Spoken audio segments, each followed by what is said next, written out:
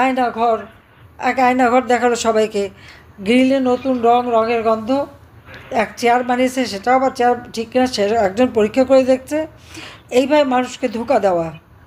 এবং আমাদের জানি না, আমাদের যারা এই আন্তর্জাতিক যে সমস্ত খ্যাতিসম্পন্ন মিডিয়াগুলি আছে, তারা যাচাই বাছাই না করে, না দেখে, বা জাতিসংঘের মানবাধিকার কমিশন থেকে যাদের পাঠিয়েছিল তারাও কোনো কিছু যাচাই না করে রিপোর্ট দিয়ে দিল। আজকে আপনারা দেখেন বাংলাদেশের অবস্থা, পুরো জঙ্গি শাসন। প্রতিনিয়ত নারী ধর্ষণ, নির্যাতন, ছিনতাই, ডাকাতি, বাড়িতে ঢুকে যেয়ে সেখানে লুটপাট, অগ্নিসংযোগ করা। কোনো মানুষের কোনো মান সম্মান বলে কিছু নেই। প্রধান বিচারপতির কার্যালয়ে আক্রমণ করা, তার বাড়িতে আক্রমণ, বিচারপতিদের পদত্যাগে বাধ্য করানো, নির্বাচন কমিশন, পাবলিক সার্ভিস কমিশন, মানবাধিকার কমিশন, সব জায়গায় কিন্তু ওই লাঠিসোঁটা অস্ত্র। তারা কারা? সব ইউনূস বাহিনী, সমন্বয়ক, ছাত্র। এর মধ্যে কতটুকু ছাত্র আর কতটুকু অছাত্রকে ছাত্র সাজিয়ে এনেছে সেটাও একটা প্রশ্ন।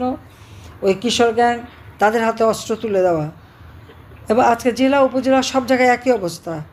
যে কোনো মানুষের বাড়িতে ঢুকেই তারা হামলা করতে পারে।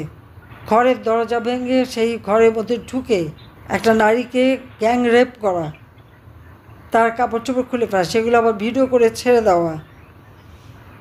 একই বাড়ির মধ্যে ঢুকে পরিবারের দুই ভাই, ভ্রাতৃবধূ, তাদেরকে আক্রমণ। 3 জন মারা যায়, একজন এখনও মৃত্যুর সাথে পাঞ্জা লড়ছে। এবং এটা একবার একটা না, এটা কিন্তু প্রতিনিয়ত এই ধরনের ঘটনা ঘটে যাচ্ছে। কিন্তু পত্র পত্রিকায় কোনো সংবাদ দেওয়া যাবে না। সব নিয়ন্ত্রণ, সব ইউনূসের নিয়ন্ত্রণে রয়ে গেছে। সাংবাদিকদের হত্যা করা হয়েছে 8 জনকে, 38 জন জেলে, সকলের বিরুদ্ধে মিথ্যা মামলা। 13টা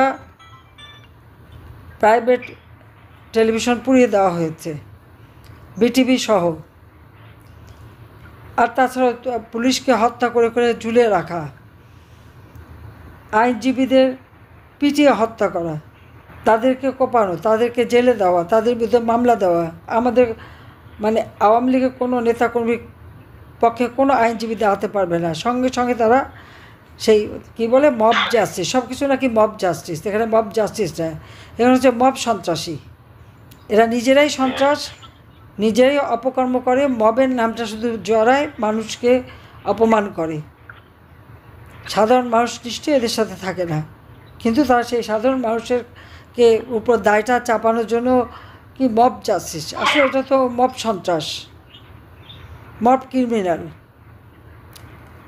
এবং তারা কারা? সব একেবারে পরিচিত। শিক্ষা প্রতিষ্ঠানগুলিতে আজকে প্রায় 5 লক্ষ ছাত্রছাত্রী পরীক্ষা দিতে পারছে না।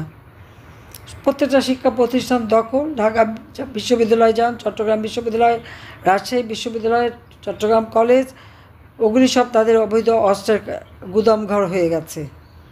কয়েকটা মাদ্রাসারও সেই একই অবস্থা। এবং সবই ইউনূস বাহিনী। তার টাকার কোনো অভাব নাই।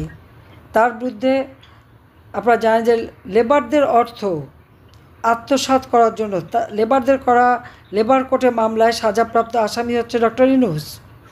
তার বিরুদ্ধে ট্যাক্স ফাঁকি দেওয়ার মামলা, প্রায় 5টা মামলা দুর্নীতি দমন কমিশন তার বিরুদ্ধে দায়ের করেছিল।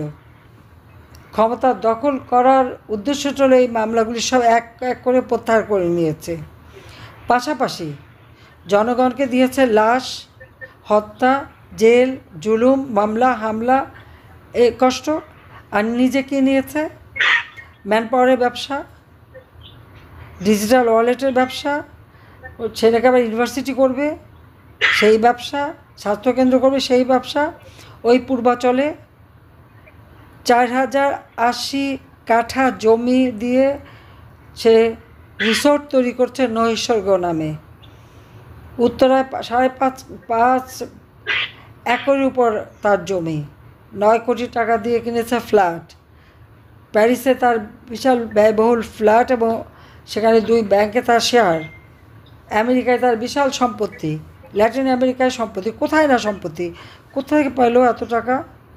যে ব্যক্তি 6,000 টাকায় বেতনে গ্রামীণ ব্যাংকে এমডির চাকরি হিসেবে ঢুকে বিশ্বব্যাপী প্রচার করলো গ্রামীণ ব্যাংক নাকি তার নিজের করা। গ্রামীণ ব্যাংকে আমি প্রধানমন্ত্রী থাকতে 400 কোটি টাকা দিয়েছিলাম এবং ডক্টর ইউনূসকে দিয়েছিলাম গ্রামীণ ফোনের ব্যবসা। এই টাকা জনগণের কোনো কল্যাণে লাগে নাই, জনগণের জন্য ব্যয় করে নাই। সব টাকাই সে পাচার করেছে আর বিদেশেই বিনিয়োগ করেছে, দেশে সে এক পয়সা বিনিয়োগ করেনি। ঝড় বৃষ্টি, ঘূর্ণিঝড়, বন্যা, খরা, যখনই কোনো কষ্ট হয়েছে মানুষের, কোনো দিন সাধারণ মানুষকে একটি টাকা দিয়ে সাহায্য করেনি বা তাদের পাশে দাঁড়ায়নি। হ্যাঁ, এই সমস্ত সমস্যা আমরা সমাধান করেছি। তিনি কি করেছেন? তার তো ভালো লবিস্ট ফার্ম আছে বা কাউকে দিয়ে একখানা আর্টিকেল লিখে সে এমনভাবে দেখিয়েছে যে সব সমস্যা নাকি সে সমাধানই করেছে। সে কোনো দিন জীবনে বলতে পারবে না কোনো প্রাকৃতিক দুর্যোগপূর্ণ কোনো এলাকা সে ভিজিট করেছে, কোনো মানুষকে দেখেছে, মানুষের কাছে গেছে বা মানুষকে কোনো সাহায্য করেছে। বরং গরিব মানুষকে ওই ক্ষুদ্র ঋণ দিয়ে মোটা অঙ্কের সুদ করে সে টাকাগুলি লুট করে খেয়েছে। আর এখন ক্ষমতায় আসা তার লাভ এটাই যে সে ব্যবসা আরও নিতে পেরেছে।